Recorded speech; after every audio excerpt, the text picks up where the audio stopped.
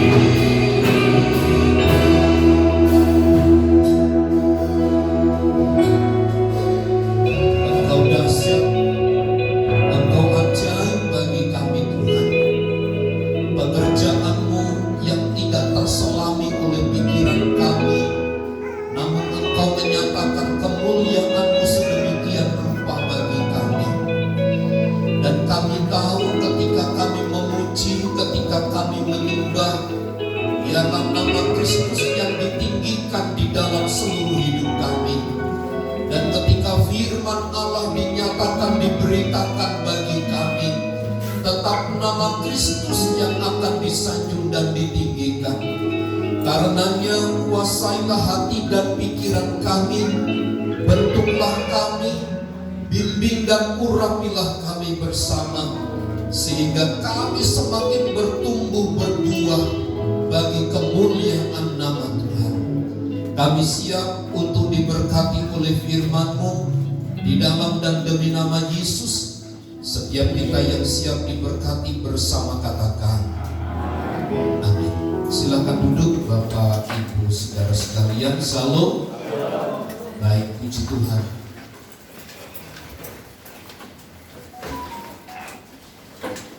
Dalam Injil Matius pasal 23,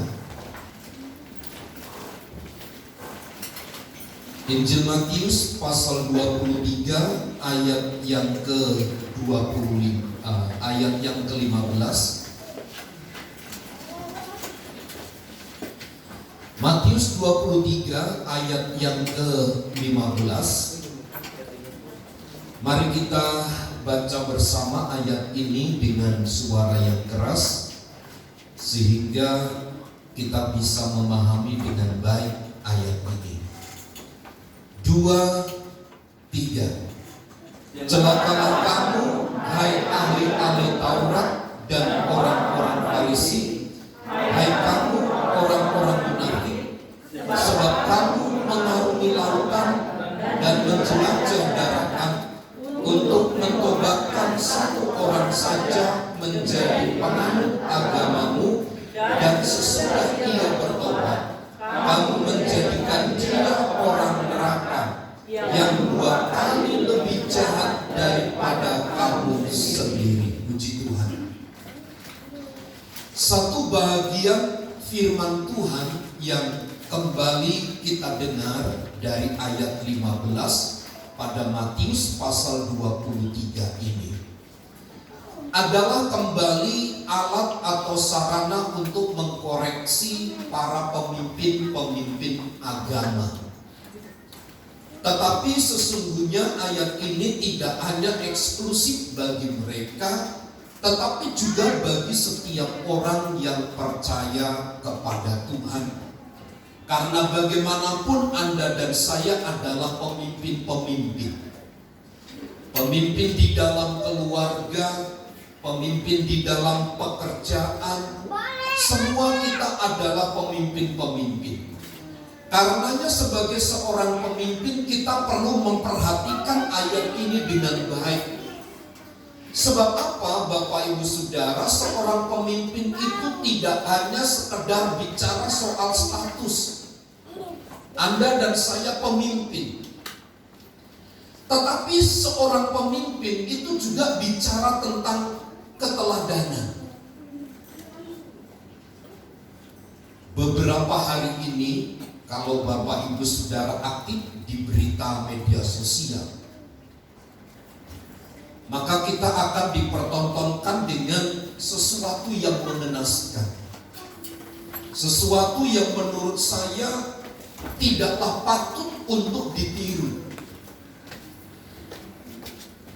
di mana orang tua menyerahkan anak-anaknya untuk dididik, diperkenalkan tentang ajaran-ajaran kebenaran menurut keyakinan tertentu.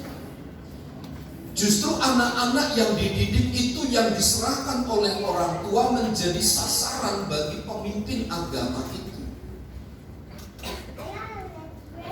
Dan ini tidak hanya terjadi di satu tempat yang menurut kita adalah pendidikan atau tingkat pendidikannya tinggi, tetapi sampai meluas ke berbagai daerah. Dan kalau Bapak Ibu Saudara mau searching dengan baik, cari data-data itu, mengerikan, mengenaskan. Kenapa? Karena seorang pemimpin itu hanya bicara status. Sebenarnya kalau seseorang memahami ia seorang pemimpin, maka sebenarnya setiap gerak langkah, setiap aktivitas itu ngeri sebenarnya. Karena bagaimanapun kita harus membawa satu nilai dari seorang pemimpin itu. Tidak lain tidak bukan adalah sifat keteladanan. Orang mengenal kita, Bapak Ibu Saudara, tidak dengan salib yang panjang, yang besar. Tidak hanya memakai jas, kemudian memakai dasi. Tetapi sesungguhnya orang mengenal kita melalui perbuatan, melalui tingkah laku. Sebab kalau orang mengenal kita hanya sekedar apa yang ada di luar, maka itu hanya sekedar status saja yang kelihatan di depan. Tapi Allah di dalam ayat yang ke-15 tidak peduli dengan status yang dikenakan oleh pemimpin-pemimpin yang dikenakan pada dirinya, oleh lembaga-lembaga yang kompeten, tetapi juga bicara tentang sebuah keteladanan dari apa yang diperbuat, dari apa yang dilakukan. Keteladanan seorang pemimpin itu merupakan satu bukti yang sahih, satu bukti yang tidak dapat terbantahkan. Memang seseorang tersebut pantas, layak untuk diikuti, layak untuk dihormati, layak untuk diberikan satu penghargaan. Persoalannya yang dipertontonkan kepada kita adalah sudah tahu salah, sudah tahu melakukan pelanggaran, tetap saja ditempatkan pada status kepemimpinan yang sedemikian. Ini kan mengenaskan. Bapak Ibu Saudara, jangan kita hanya memikirkan hari ini tentang peristiwa itu. Tapi coba mari kita memikirkan 10 tahun, 20 tahun, 30 tahun mendatang, tentang generasi kita seperti apa kalau dimulai dengan prinsip yang seperti ini.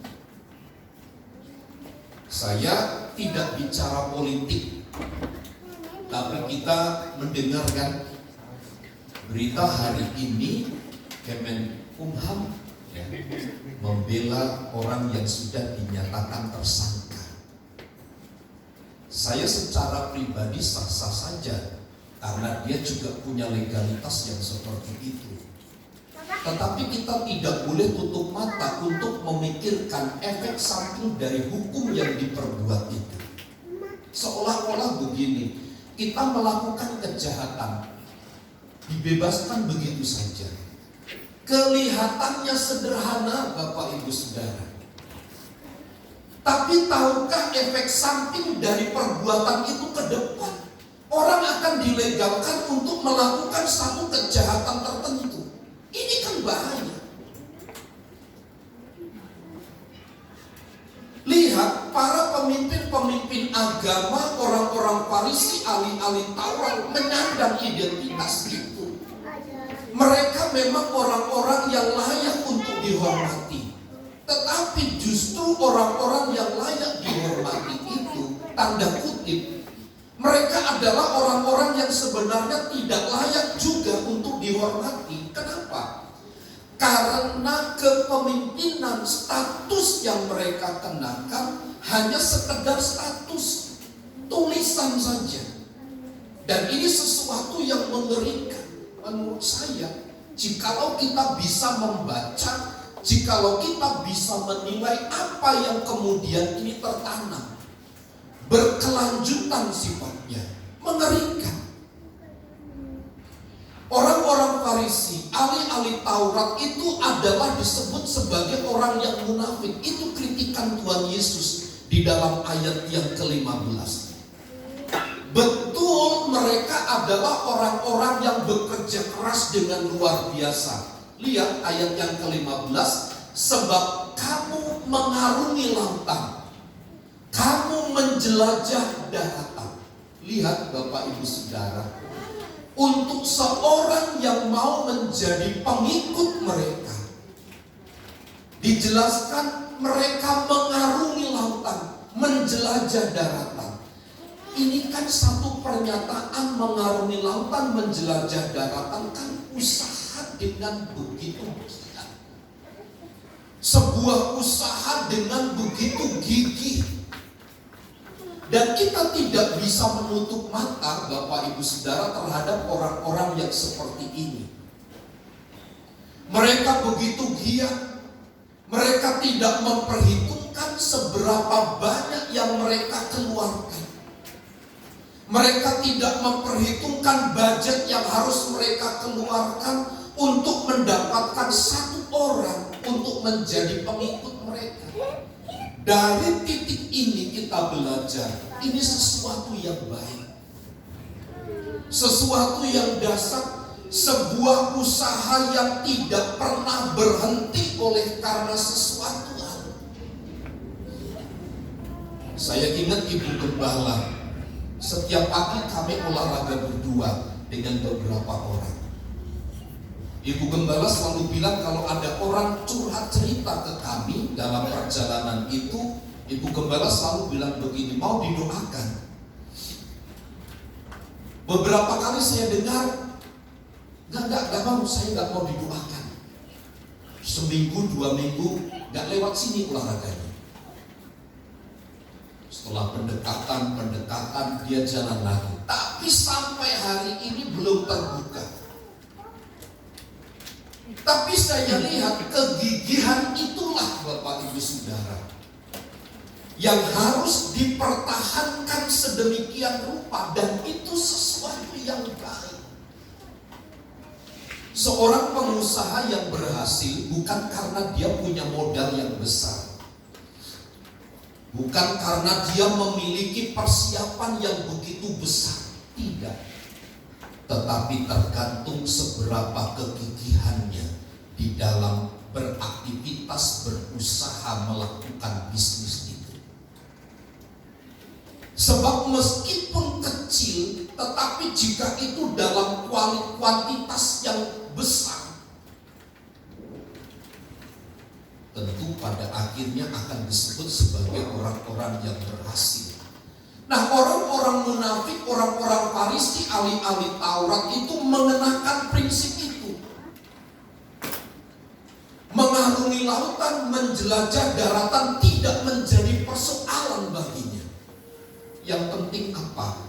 Tujuannya tercapai. Dulu ada prinsip anak-anak muda yang kelahiran tahun, ya katanya sih 50 sampai 70 gitu. Selalu berkata kalau merayu pasangannya, lautan aku seberangi, ya. Bapak Pak Juntak masih begitu dulu. Lautan aku seberangi gitu. Enggak ya Pak?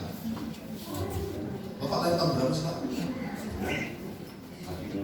90-an. Oh iya betul, kalau 90-an betul. Enggak ada berlaku itu. Ya.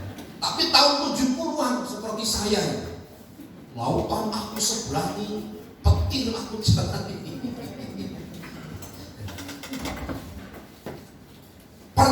Pernyataan seperti itu kenapa muncul? Asal tujuannya bisa tercapai. Ini kan sesuatu yang baik, bukan? Ada satu nilai yang dikembangkan sedemikian rupa dalam pribadi mereka. Tetapi Bapak Ibu Saudara, kita tidak boleh berhenti hanya kepada titik di mana mereka itu punya satu statement, punya satu komitmen mengarungi lautan, menjelajah daratan untuk mendapatkan satu orang. Tetapi inilah yang kemudian menjadi sesuatu yang buruk, yang menjadi mental mereka.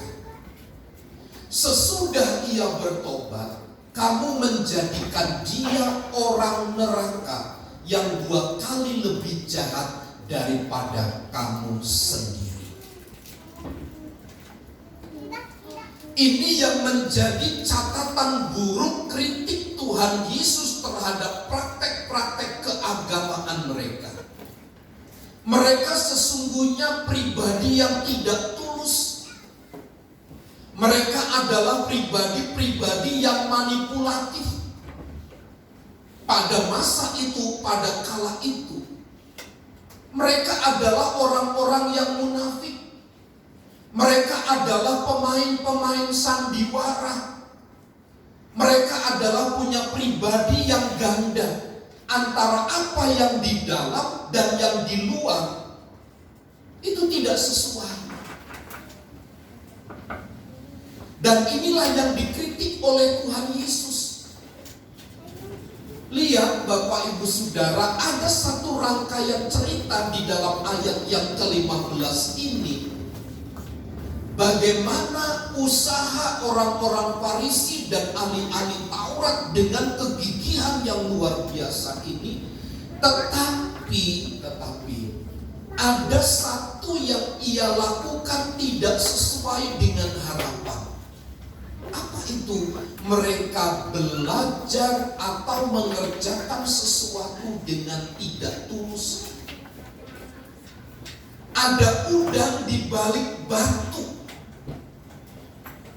Ada sesuatu yang ia ingin dapatkan, tetapi justru ketika mereka bekerja keras, berusaha dengan sedemikian rupa, setelah orang-orang itu ditobatkan menjadi anggota komunitas orang-orang Yahudi, justru mereka dibentuk menjadi orang-orang yang lebih jahat dari mereka.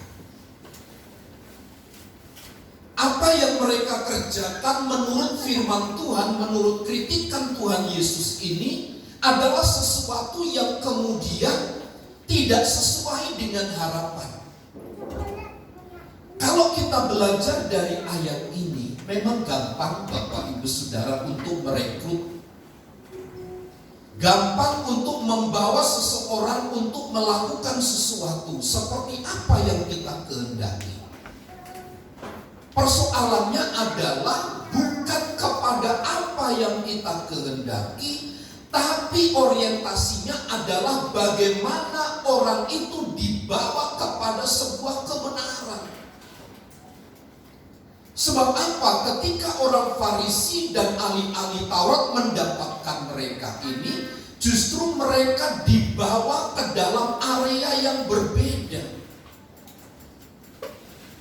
2 kali lebih jahat daripada kamu sendiri. Justru mereka dipersiapkan untuk menuju kepada kematian yang kekal. Justru mentor mereka lebih mudah, tetapi justru yang direkrut mereka menjadi orang-orang yang militan. Tetapi militannya adalah militansi kepada sebuah kejahatan. Dan saudaraku yang terkasih di dalam Tuhan, kalau kita mencermati bagaimana perilaku orang-orang Farisi dan ahli-ahli Taurat yang demikian, kita dapat mengambil satu gambaran bagaimana orang-orang yang direkrut kemudian menjadi satu keyakinan dengan mereka, satu paham dengan mereka. Tentu yang pertama yang harus kita lihat, mereka orang-orang Farisi dan ahli-ahli Taurat adalah orang-orang yang menutup pintu bagi kebenaran itu sendiri. Maaf Bapak Ibu Saudara, di negara kita pada zaman Presiden Gus Dur, saksi Yehova itu sudah dilegalkan. Tetapi mereka berafiliasi di bawah gereja, di bawah naungan gereja. Padahal ketika kami konfirmasi ke Pembimas Kristen, kami konfirmasi ke Dirjen, mereka katakan lalu ada di bawah naungan siapa? Kasihan mereka. Persoalannya bukan kasihan atau Lalu bagaimana? Kalau saya lihat sistem konsep yang dipakai tidak jauh beda dengan orang-orang Farisi dan ahli-ahli Taurat. Mereka dikenalkan firman Allah. Mereka diperkenalkan firman Tuhan. Tetapi bukan firman Tuhan yang sesungguhnya. Ada tafsiran-tafsiran yang kemudian dibawakan kepada mereka sehingga kita dapat baca di dalam buku-buku mereka bahwa sesungguhnya mereka tidak percaya kepada Yesus. Dia tidak percaya kalau Yesus itu Tuhan. Ini kan sesuatu yang mengerikan. Setelah seseorang direkrut menjadi keanggotaan keagamaan mereka, sekarang mereka dibentengi dengan penolakan-penolakan untuk masuk ke dalam kerajaan yang kekal. Bukankah Kisah Rasul berkata pada pasal yang keempat ayat yang ke-12-13, keselamatan itu tidak ada di dalam siapapun juga di bawah kolong langit ini kecuali di dalam nama Yesus Kristus Tuhan.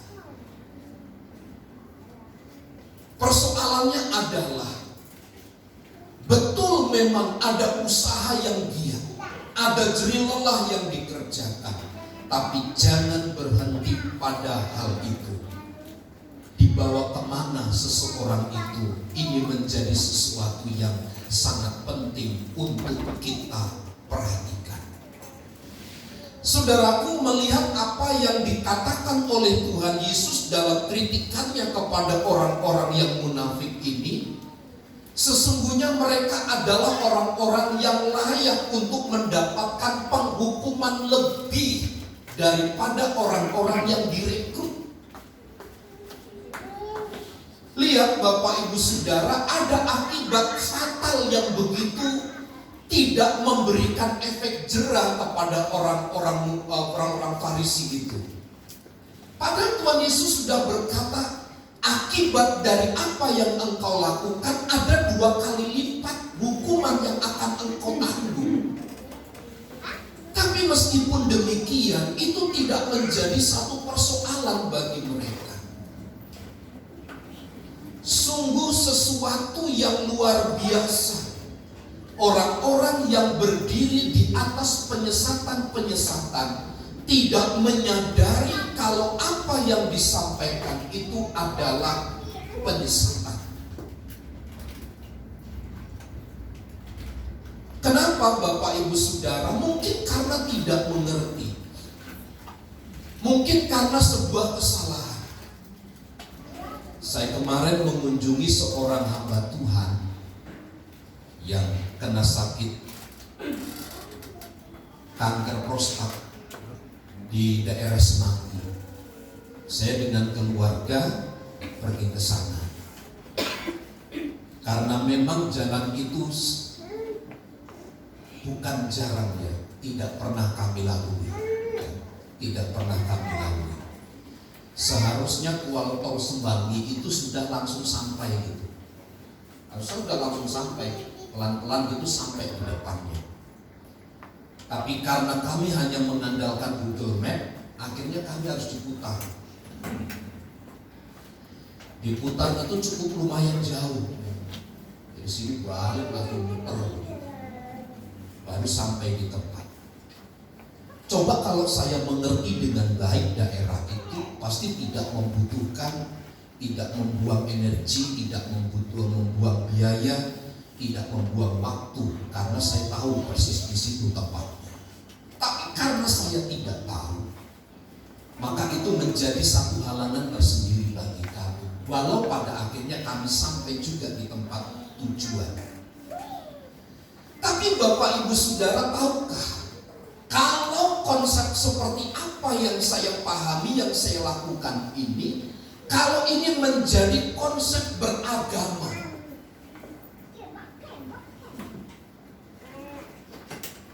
karena ketidaktahuan, entah karena tutup mata, ia tahu, ia mengerti itu kebenaran, dikesampingkan sedemikian rupa. Ini kan sesuatu yang membahayakan. Jadi sebagai orang-orang yang percaya, Bapak Ibu Saudara, kita tidak boleh tutup mata. Gali firman Tuhan di rumah, baca firman Allah. Bapak Ibu, untuk mengkonfirmasi apa yang saya nyatakan ini, Bapak Ibu membaca Alkitab di rumah setiap hari. Angkat tangan. Angkat tangan. Setiap hari. Ada yang sebentar turun. Berarti bisa seminggu sekali, bisa setahun sekali ya. Ada yang sama sekali tidak angkat tangan? Banyak. Berarti tidak baca. Tidak baca karena sibuknya. Sibuk pelayanan, sibuk pekerjaan, sibuk ngurus ABC, seperti saya sibuk ngurus merpati ya. Sibuk ngurus anjing, sibuk ngurus lahan yang berhektar-hektar di samping itu. Karena saya tidak ada waktu untuk baca. Itu kan alasan-alasan klasik. Sekarang Bapak Ibu Saudara, kalau kita mendengar firman Tuhan hanya hari Minggu, itu pun hanya setengah jam. Atau coba saja kalau seminggu kita makan sekali, itu pun setengah jam saja makannya. Bermanfaat tidak? Bermanfaat, Pak. Tapi saya percaya tingkat pertumbuhan kita berbeda. Baca, gali, renungkan firman Tuhan. Baca terus. Karena Bapak Ibu Saudara tidak bisa hanya mendengar dari saya, dari hamba-hamba Tuhan di tempat ini. Gali, baca, dan renungkan firman Tuhan itu secara pribadi. Adakan waktu. Kalau kita malu membaca Alkitab manual seperti saya ini, di handphone, ya, itu kan kita bisa download Alkitab, bisa kita baca setiap waktu, kemana-mana ada waktu berapa menit, baca dan renungkan. Untuk apa? Supaya kita tidak salah kemudian ke depan. Saudaraku, apa yang dikatakan oleh Paulus di dalam kitab Efesus pasal yang kelima, ayat yang ke-25 sampai ayat 27. Ini adalah counter dari apa yang dilakukan oleh orang-orang Farisi dan Saduki ini, atau ahli-ahli Taurat itu. Efesus pasal yang kelima, ayat 25 dan ayat yang ke-27. Sebuah pernyataan yang cukup jelas. Nanti kita akan lihat perbandingannya antara apa yang dilakukan oleh orang-orang Farisi dan apa yang dilakukan oleh Tuhan Yesus sebagai kebenaran itu sendiri. Hai suami, kasihilah istrimu sebagaimana Kristus telah mengasihi jemaat dan telah menyerahkan dirinya baginya, untuk menguduskannya sesudah ia menyucikannya dengan memandikannya dengan air dan firman, supaya dengan demikian ia menempatkan jemaat di hadapan dirinya dengan cemerlang tanpa cacat atau kerut atau yang serupa itu, tetapi supaya jemaat kudus dan tidak bercela.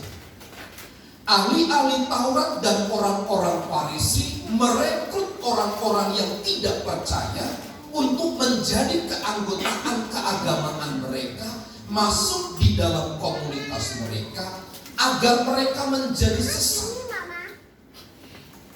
Tetapi Tuhan kita tidak demikian. Ia mengorbankan dirinya. Setelah mengorbankan dirinya, disucikan jemaat itu. Lalu apa? Ayat yang ke-27, mereka menjadi umat yang cemerlang tanpa cacat atau kerut. Akibatnya apa? Supaya jemaat itu kudus dan tidak bercela. Artinya jemaat itu dibawa kepada satu area yang kemudian dipersiapkan untuk menyongsong mempelai wanita itu. lihat Bapak Ibu Saudara, ada satu perbedaan yang mendasar antara apa yang dilakukan oleh Tuhan Yesus dengan ahli-ahli Taurat itu sebagai yang disebut orang-orang yang munafik. Mereka merekrut anggota-anggota baru untuk menjadi pengikut mereka, tetapi justru dihalang-halangi untuk masuk ke dalam kerajaan surga. Di dalam Yesus Kristus yang ia lakukan, ia mengorbankan dirinya, menyucikan, menguduskan gereja, memelihara umatnya, menjadi umat yang tidak bercacat celah, supaya kudus dan dibawa masuk ke dalam kerajaan yang kekal. Jadi pagi hari ini saya simpulkan sederhana dari apa yang kita dengar berdasarkan Matius 23 ayat yang ke-15. Hati-hati dengan legalitas atau status pemimpin. Belajarlah terus menjadi teladan dalam kehidupan sehari-hari, bahwa orang-orang yang kita disebut sebagai pemimpin, arahkan mereka kepada jalan kebenaran, bahwa mereka masuk di dalam kerajaan surga, dan jangan halang-halangi mereka untuk menikmati kemuliaan pada rumah Bapa.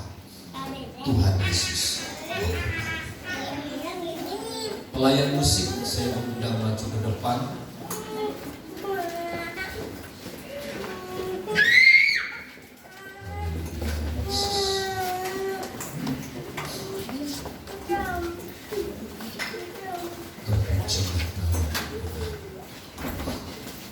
Terpujilah nama.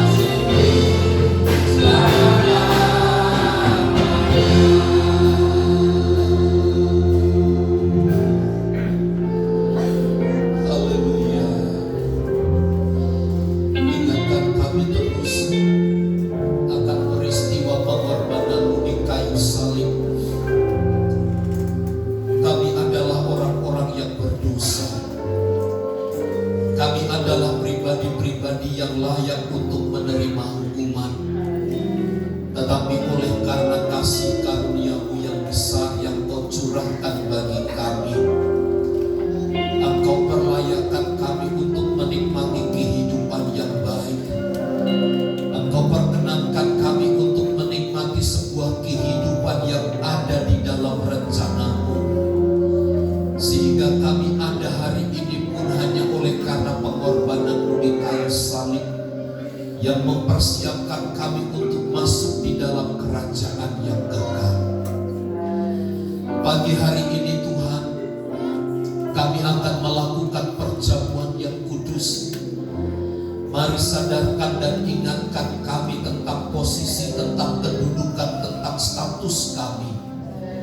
Biarlah kami memiliki ketulusan, kejujuran, kesungguhan di dalam kami melakukan sesuatu. Sehingga bukan untuk kemegahan, keagungan, kehebatan nama kami, tetapi Kristus yang ditinggikan dan dipermuliakan. Saya mengundang pelayan perjamuan untuk maju ke depan. Kami mempersiapkan diri untuk masuk di dalam perjamuan yang kudus. Perlayakan kami Tuhan untuk makan hidangan di dalam altar kudus-Mu, untuk kami kembali menikmati satu persekutuan yang manis dengan Tuhan. Kami kembali dibangun dalam kehidupan yang baik, untuk menikmati sejahtera, untuk menikmati berkat, untuk menikmati kelimpahan anugerah dari Tuhan. Dan setiap tangan-tangan yang mengambil, kiranya ada berkat yang Tuhan sediakan bagi kami. Bagi kami para pelayan-pelayan-Mu juga layakkan kami untuk kami hidup di dalam kekudusan Tuhan, sehingga perjamuan ini menjadi berkat bagi kami. Olehnya nama Tuhan tetap ditinggikan dan dipermuliakan. Kami lakukan perjamuan kudus pagi hari ini di dalam nama Allah Bapa, Putra dan Roh Kudus, yaitu di dalam nama Tuhan Yesus Kristus. Amin. Salibnya teramat mulia.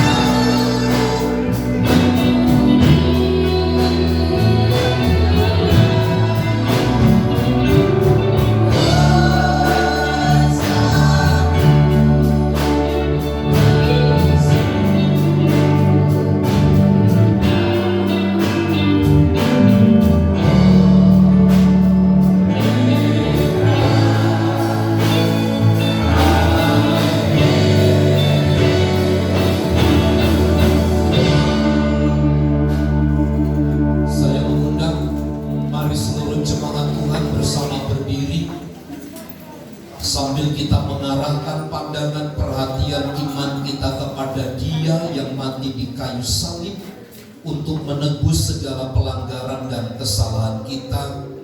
Angkat di tangan kananmu sebuah roti. Roti yang kita pegang adalah melambangkan tubuh Tuhan. Tubuh yang terpecah-pecah oleh karena pelanggaran dan kesalahan kita. Tubuh itulah yang diberikan kepada kita, sehingga itu menjadi satu di dalam tubuh kita, yang membawa kita kepada satu perubahan demi perubahan, sehingga di dalamnya kita tidak bercacat celah di hadapannya.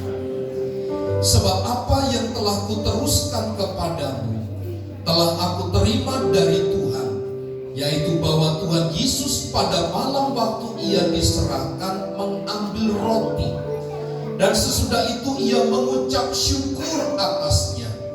Ia memecah-mecahkannya dan berkata, "Inilah tubuhku yang diserahkan bagi kamu, perbuatlah ini menjadi peringatan akan aku." Mari kita makan dengan iman dalam nama Yesus.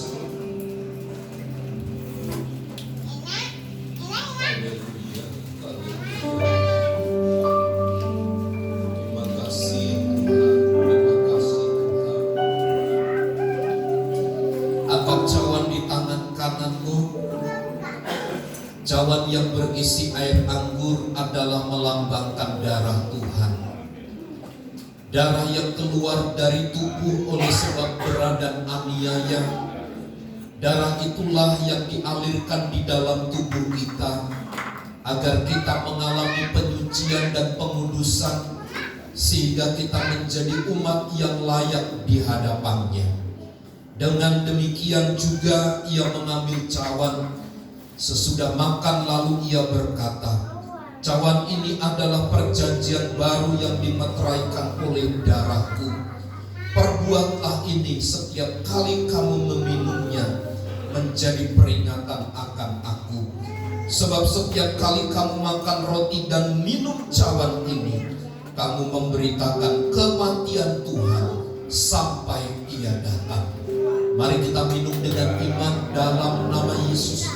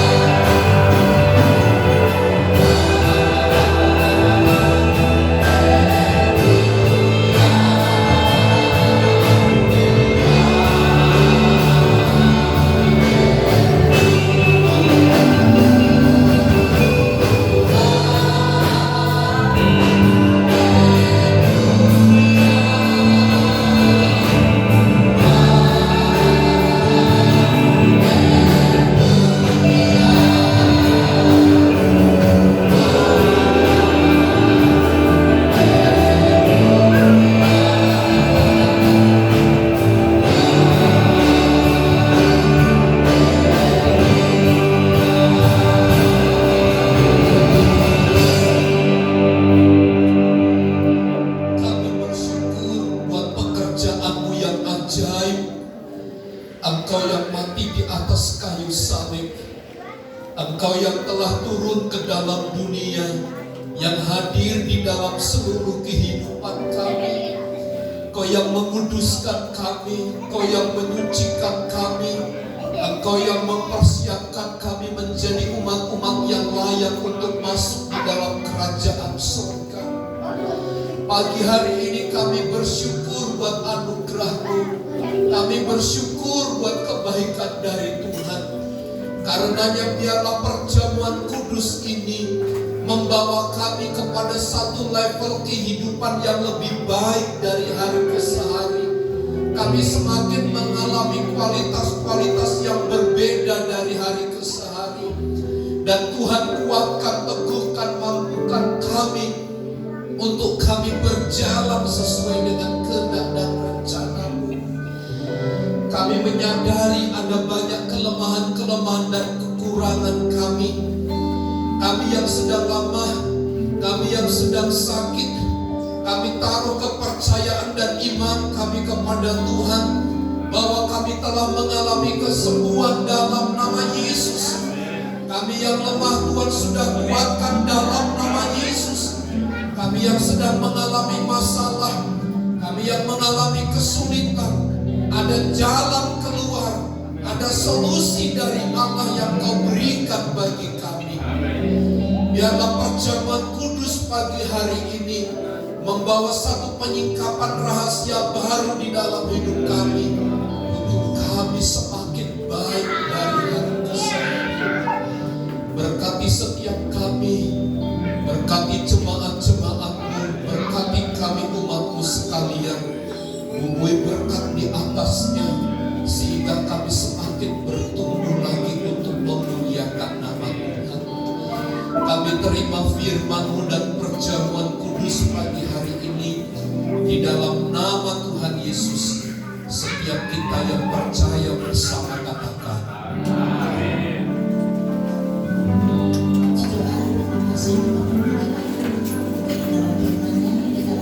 Persembahan kita, siapkan persembahan yang terbaik.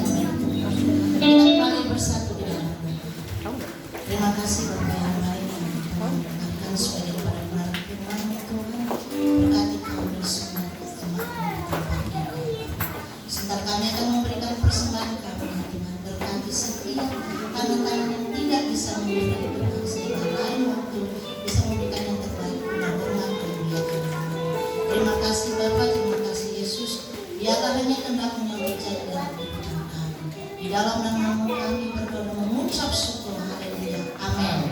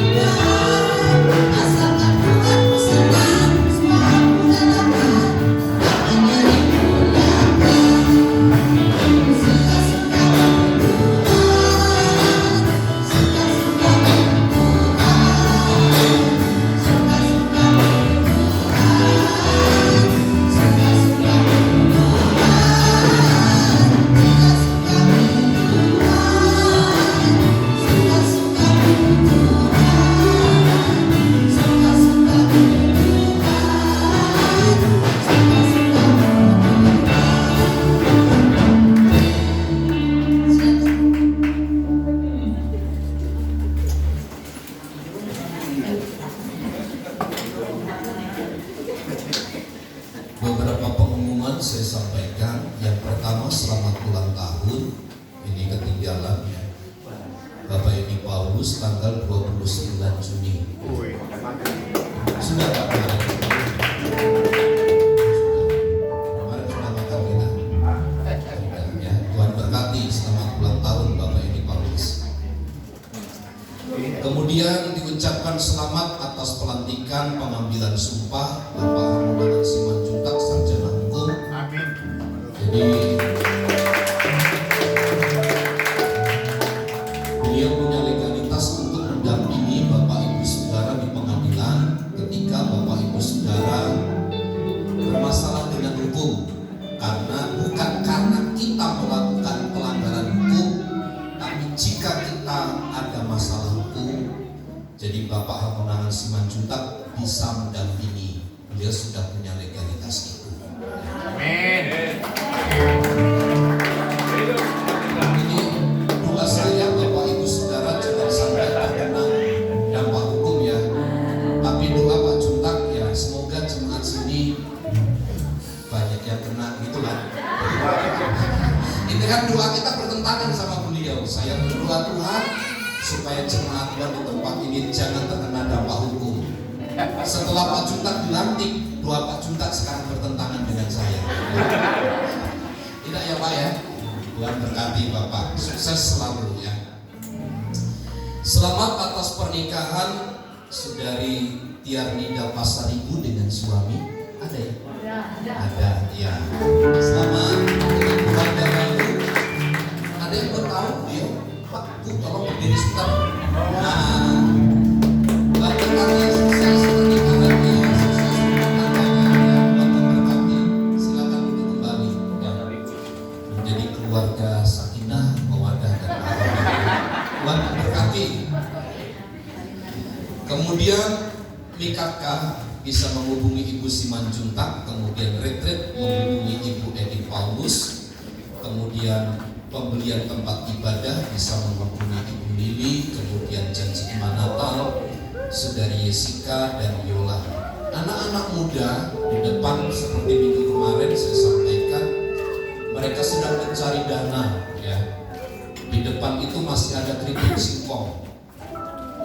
Bisa menghubungi anak-anak muda nanti ya di depan itu ya. Dengan 20.000 Bapak Ibu Saudara sudah bisa berdonasi, kemudian bisa terlibat ikut serta di dalam kegiatan anak-anak muda. Kita berdoa bagi jemaat-jemaat Tuhan yang sakit ya. Hari ini Ibu Benyo masih ada di rumah sakit Sintanala. Kita berdoa supaya Tuhan tolong ya, apapun prediksi dari dokter, biarlah dokter yang prediksi. Tetapi kita punya Tuhan yang besar, kita punya Tuhan yang dahsyat. Kita minta kepada Tuhan yang dahsyat itu untuk melakukan segala sesuatu, dan bagi Tuhan tidak ada yang mustahil. Amin. Baik, mari bersama kita berdiri. Kita akan akhiri ibadah kita di dalam doa. Ucapan syukur kami persembahkan kepada Tuhan untuk segala kebaikan dan anugerah dari Tuhan. Engkau yang menyediakan kelimpahan berkat ketika kami bersekutu, beribadah, berjumpa dengan pribadi-Mu. Kami percaya berkat atas rumah tangga, berkat atas keluarga turun ke atas ribaan kami sekalian. Memberkati Bapak Edi Paulus yang berulang tahun, kami percaya Tuhan yang akan menyatakan pertolongan dan kuasa-Nya. Terima kasih atas pelantikan Bapak Harmonanan Simanjuntak dalam pengambilan sumpah. Kiranya Tuhan yang terus memberikan hikmat pengurapan-Mu untuk menjaga marwah ini dengan baik, sehingga nama Tuhan ditinggikan dan diagungkan. Kami turut bersuka cita untuk keluarga baru Ibu Tiarnida Pasaribu dan suami. Tuhan yang terus memberkati rumah tangga ini. Ke depan kami akan melihat kenyataan janji Tuhan akan terus terjadi atas pernikahan mereka. Berkatilah keluarga mereka. Hamba berdoa bagi jemaat-jemaat Tuhan yang sakit, mereka yang sedang ada dalam pemulihan.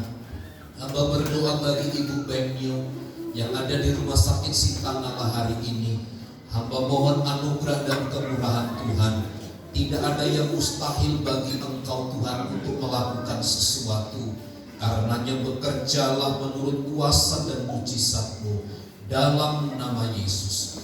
Berkati Bapak Cheng Hai, berkati Ibu Simanjuntak, pulihkan dengan sempurna. Bapak Rudi, Opung Bonar, Ibu Maria, Ibu Nina, Ibu Ari, Oma Unggal, Bapak Galinggi, Oma Benyamin.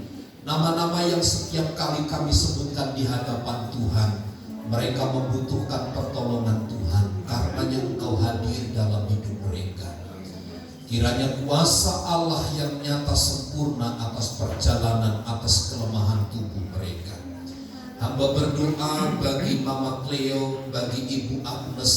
Hamba berdoa bagi Ibu Sally yang sedang mengandung. Tuhan berkati kandungan mereka, berkati anak dalam rahim mereka, berkati pertumbuhannya, beri sehat, beri kuat sampai masa mereka melahirkan anak-anak mereka. Tuhan yang tolong semuanya dengan sempurna. Menyerahkan bangsa dan negara kami dari pusat sampai daerah, gereja-gereja Tuhan yang melaksanakan ibadah Tuhan yang memberkati. Berkati gereja-Mu di tempat ini, kami menaruh pengharapan yang besar untuk Tuhan bekerja dan membangun kerinduan kami untuk memperluas ruangan ibadah. Tuhan pun yang menyediakan semuanya. Berkati jemaat Tuhan, mereka yang mengembalikan milik Tuhan dengan jujur, dengan takut akan Tuhan. Mereka yang memberikan persembahan kasih, persembahan sukarela. Tuhan yang melimpahkan segala berkat dan kemurahan bagi mereka. Tingkat-tingkat langit disikapkan bagi rumah tangga keluarga mereka. Di dalam dan demi nama Yesus kami berdoa. Mari saudaraku, angkat tanganmu, arahkanlah pandangan hatimu kepada Tuhan dan terimalah berkat Tuhan. Tuhan memberkati dan melindungi engkau. Tuhan menyinari engkau dengan wajah-Nya dan memberi engkau kasih karunia. Tuhan menghadapkan wajah-Nya kepadamu dan memberi engkau damai sejahtera. Kiranya kasih karunia dari Allah Bapa, cinta dan kasih sayang dari Tuhan Yesus Kristus, persekutuan penghiburan dan kekuatan dari Allah Roh Kudus yang menyertai dan memberkati hidup kita saat ini dan sampai selama-lamanya. Kami terima segala berkat Tuhan di dalam nama Tuhan Yesus Kristus. Kita semua yang percaya dan diberkati bersama katakan amin. Bapa, terima kasih.